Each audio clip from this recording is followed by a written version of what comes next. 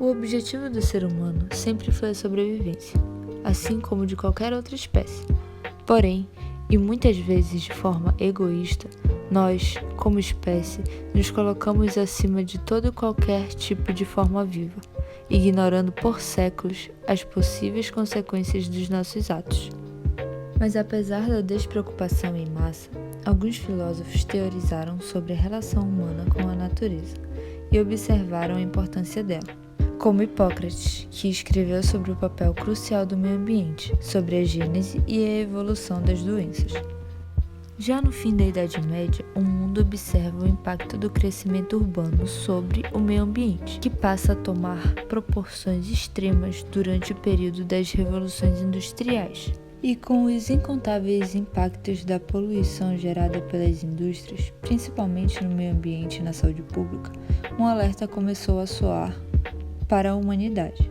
E junto com o surgimento de pensadores durante a Revolução Industrial, cresceu-se a atenção voltada para o meio ambiente.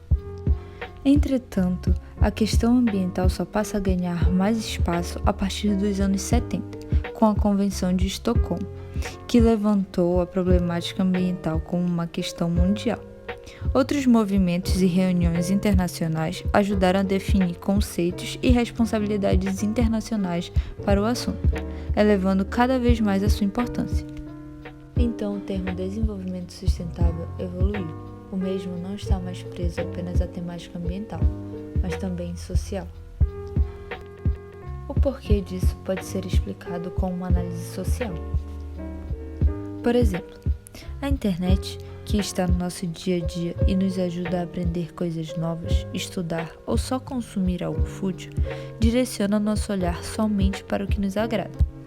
Agora, imagine o dia a dia da maior parte da população brasileira, que consiste em acordar cedo, comer, arrumar a casa, passar até 2 horas no transporte público e ter, por vezes, 2 ou 3 jornadas de trabalho para conseguir algum tipo de remuneração que garanta a sua subsistência. O olhar dessas pessoas é naturalmente voltado para o lazer, salvo exceções. Dessa forma, é mais fácil estimular o consumo e o senso crítico acaba se perdendo.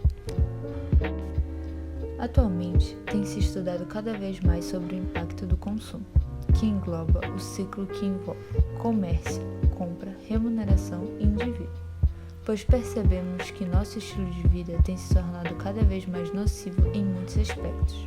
Muitas linhas de pensamento têm sido desenvolvidas na tentativa de reeducar o indivíduo para desenvolver o hábito de consumo mais responsável. Por outro lado, a consciência de consumo sustentável não é algo comum a todos.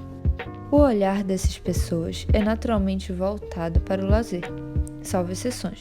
Dessa forma, é mais fácil estimular o consumo e o senso crítico acaba se perdendo. Entretanto, mesmo se a população desenvolvesse uma consciência crítica, a oportunidade de consumir produtos sustentáveis seria viável para todos?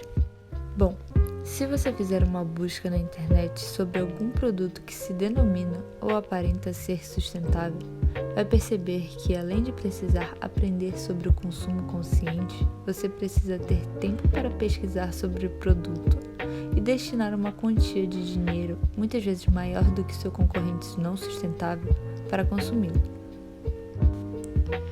Que nos faz pensar: quanto realmente custa um produto que foi pensado? Bom, consumir de forma consciente consiste em entender o processo de fabricação, desde a extração da matéria-prima, passando pela remuneração da mão de obra, transporte, embalagem final, até o seu descarte. E compreender como a lógica dessa cadeia funciona e como impacta a sociedade traz o real valor do produto, que muitas vezes chega a ser mais barato do que o tradicional não sustentável. Porém, a relação entre estilo e status associado ao consumo atribui, muitas vezes, o valor maior ao produto final. Dessa forma, o objetivo da criação e venda desses produtos muda seu valor, de sustentável para lucrativo.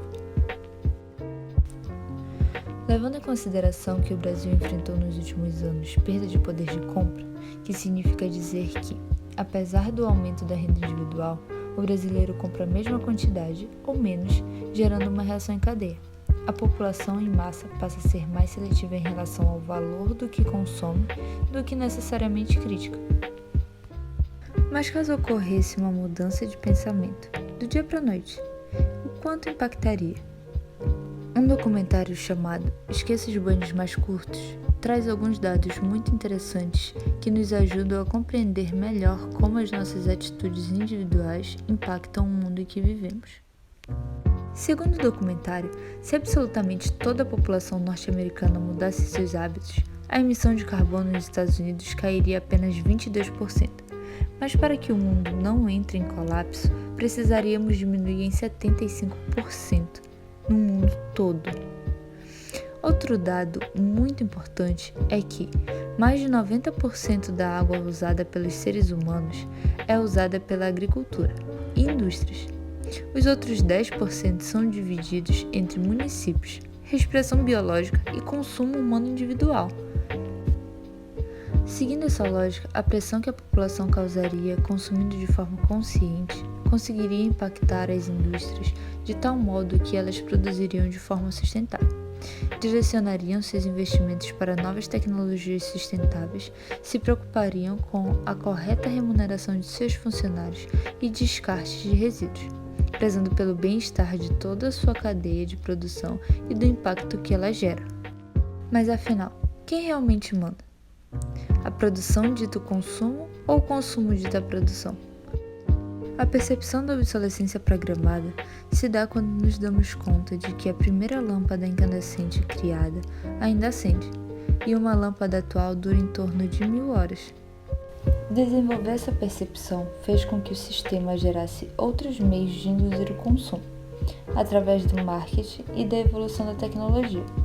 A necessidade criada nos faz descartar inúmeros eletrônicos anualmente, por status ou por falta de atualização. Minimalismo e consumo consciente. O incentivo do comércio local, do produtor local. Saber quem fez, de onde vem e como vem. É o mínimo. Se é o mínimo, quais escolhas você está fazendo? O que você escolhe colocar dentro da sua casa? O que você escolhe colocar dentro do seu corpo? O que você escolhe pensar? O que você escolhe sentir? E a principal pergunta: é você quem escolhe? Esse vídeo não se trata de uma conclusão sobre o que é sustentabilidade ou como ser sustentável. Nem chega perto disso. Se trata apenas do início de um debate.